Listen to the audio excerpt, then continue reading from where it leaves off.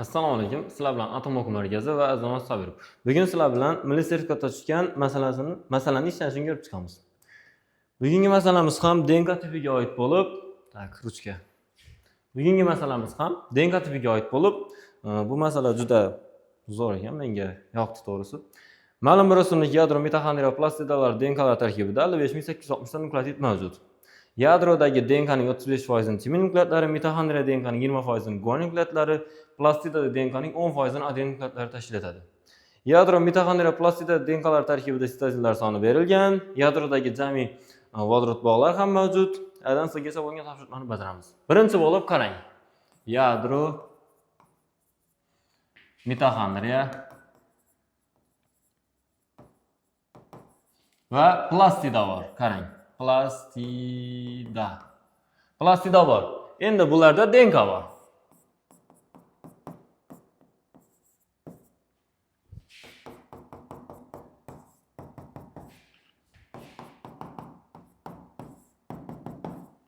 Mana shunaqa DNKlari bor, qarang. Bulardagi nukleotlarning foizlari bor, qarang. 35% timin, 20% guanin, 10% adenin. 35% timin, 20% guanin, 10% adenin. Bu ham 10 bo'ladi, 40 bo'ladi, 40. 20, 30, 30. Tak, 15, 35, 15. Mana bularning foizlari chiqdi. Qarang, endi qarang. Birinchi DNK tarkibidagi, yadrodagi DNK tarkibidagi vodorod bog'lar bor 53475 ta. Shunda yadroda vodorod bog' 53475 ta. Xo'p, mayli. Endi qarang. Men bunday nukleotlarni X deb belgilab olaman. X deydigan bo'lsam, qarang. Buni X deb belgilab olsam, 0.35x va 0.15x bo'ladi. 0.35x ni 2 ga ko'paytiradigan bo'lsam, 0.35 ni 0.7 ga teng bo'ladi. Buni 2 ga ko'paytiradigan. Nimaga 2 ga ko'paytiryapman? Chunki adenin va timin orasidagi vodorod bog'lar. 0.15x ni 3 ga ko'paytiradigan bo'lsam, guanin va sitoz orasida, ya'ni 0.7x plus 0.45x teng 1.15 ga. 1.15 taga. 1.15 ga. Qarang, endi 1.15 ta vodorod bog' 1 bo'ladigan bo'lsa, 53475 tasi x bo'ladi. Teng bu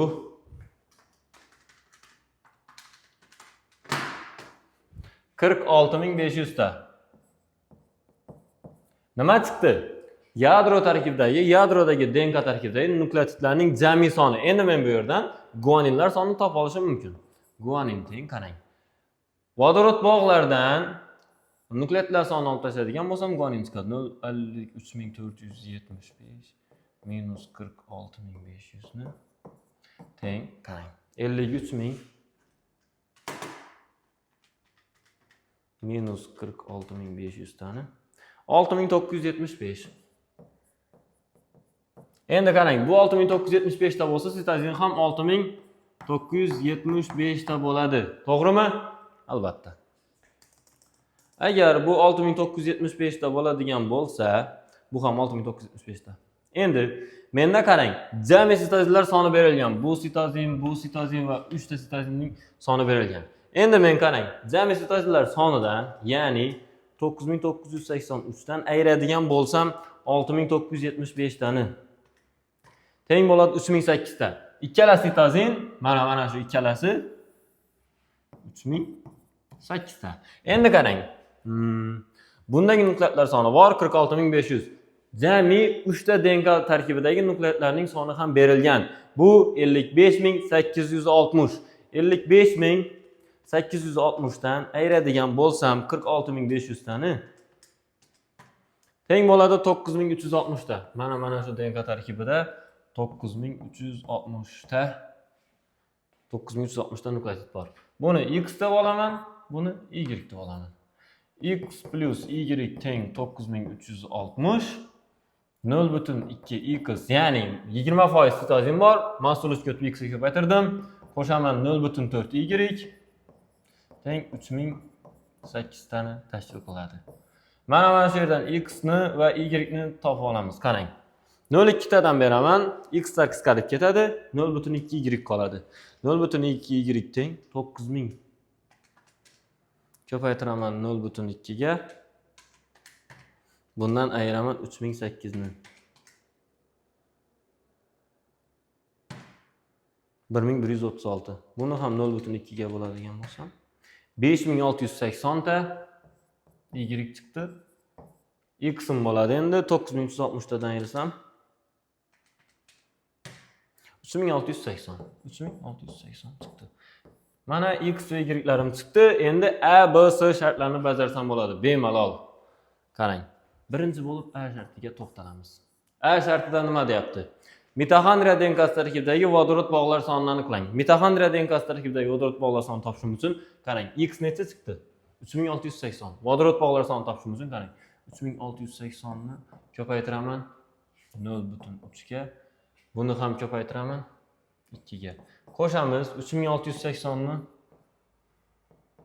ko'paytiraman 0,2 ga ko'paytiraman 3 ga. Teng bo'ladi. Tak, kalkulyatorda ko'paytiradigan bo'lsam. Keyin bunisidan qo'shib 3 ga bo'lsam shu 12lasini qo'shsam teng bo'ladi 4416 ga. 4416 ta vodorod bog'i bor. Mitoxondriyaning tarkibida A sharti bajarildi. Endi B shartiga kelsak. B shartida nima deyapti? Qarang. B shartida B shartida plastida DNK'si tarkibidagi vodorod bog'lar sonini aniqlang. Plastida tarkibida Y 5680 ko'paytiramiz 0,1 ga. Buni ham ko'paytiramiz 2 ga. Qo'shamiz 5680 ni ko'paytiramiz 0,4 ga, ko'paytiramiz 3 ga. Bu necha chiqadi endi? 5680 ko'paytiramiz 0,1 ga, ko'paytiramiz 2 ga teng 1136. 1136 ta chiqadi. Keyin 5680 ni ko'paytirsak 0,4 ga, ko'paytirsak 3 ga 6816. Keyin bu yerda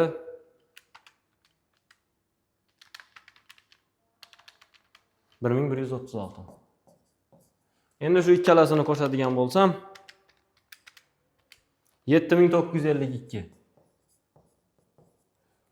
B sharti ham chiqdi. Endi C shartiga keladigan bo'lsam, mitoxondriya va plastida tarkibidagi DNK'larni, adeninlarning yig'indisini so'rayapti. Qarang. C shartiga kelamiz. Mitoxondriya tarkibida qarang. Nechta edi nukleotidlar? 3680. 3680 ni ko'paytiramiz 0,3 ga. Qo'shamiz 5680.